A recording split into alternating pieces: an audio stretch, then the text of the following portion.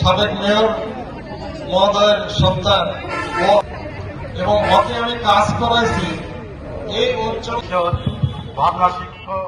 BNP ক্ষমতায় এলে পবা মোহনপুরবাসীর জন্য কাজ করব বলেছেন বিএনপি নেতা মিলন। বিস্তারিত থাকছে রাজশাহী থেকে লিয়াকত হোসেনের প্রতিবেদনে।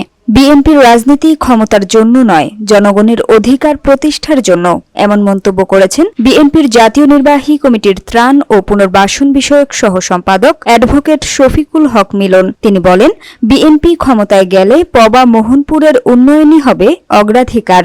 এই এলাকার মানুষ দীর্ঘদিন অবহেলিত। আমরা চাই কৃষক যেন ন্যায্য দাম পান, মৎস্যজীবীরা নিরাপদে মাছ ধরতে পারেন, শ্রমজীবীরা সম্মানের সঙ্গে বাঁচতে পারেন। এটাই বিএনপির প্রতিশ্রুতি।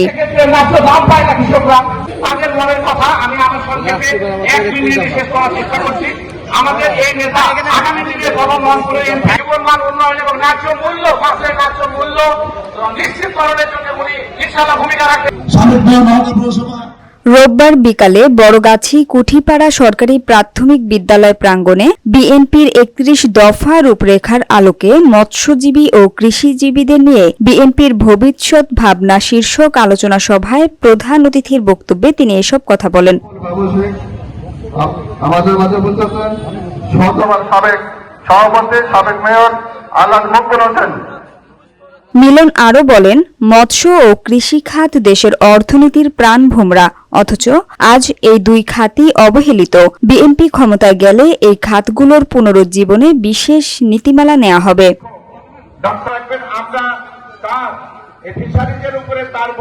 সভায় প্রধান আলোচক অধ্যাপক ড মোহাম্মদ দেলোয়ার হোসেন বলেন, বিএনপির ৩১ দফায় কৃষি ও মৎস্য খাতের টেকসই উন্নয়নকে সর্বোচ্চ গুরুত্ব দেওয়া হয়েছে। ও পিএইচডি করেছে, তারা আলোচনায় আমাদের রফিক ভাই, আমাদের সুলতান ভাই, তাদেরকে ডাকলাম, আমার বাবুল ভাইদেরকে ডাকলাম, দেখে এই পবার যারা নহাটার যারা দায়িত্ব আছে, পাইলা যারা দায়িত্ব আছে, তাদের সাথে আলাপ করলাম। তো তারা বললো যে খুব ভালো প্রস্তাব, আপনারা তো কাজ করছি, যদি আমাদের সাধারণ সেই বক্তৃতাগুলো করে। আমাদের নেতা তারেক রহমানকে বিবিসিতে জিজ্ঞাসা করা হয়েছিল যে আপনি আগামী দিনের বাংলাদেশ কিভাবে চালাবেন আর আপনার পররাষ্ট্রনীতি কি হবে। উনি ঠিক এইভাবে বলেছেন, আমি ভাই বাংলাদেশি, বাংলাদেশের স্বার্থের বাইরে আমি কিছু বুঝি না। উনি বলেছিলেন দেশের জনগণের স্বার্থ সংশ্লিষ্ট বিষয় হবে দেশের পররাষ্ট্রনীতি। ওই ফেলানিরা আর কাঁটাতারে ঝুলবে না। আমিও আপনাদেরকে বলতে চাই, আমিও আগামী দিনে বিএনপি ক্ষমতায় গেলে আমিও বাংলাদেশ সাথে পবা মোহনপুর ছাড়া কিছু বলবো না। পবা মোহনপুরের মানুষের স্বার্থ হবে আমার কাছে সবচেয়ে বড় স্বার্থ। এই জন্য সাদদেরকে আমি অনুরোধ করবো। পবা উপজেলা মৎস্যজীবী দলের সভাপতি আবু হেনার সভাপতিত্বে সভায় আরও বক্তব্য রাখেন আব্দুল রাজ্জাক, শেখ মকবুল হোসেন, রফিকুল ইসলাম রফিক ও ড মোহাম্মদ মোজাফফর হোসেন মুকুল।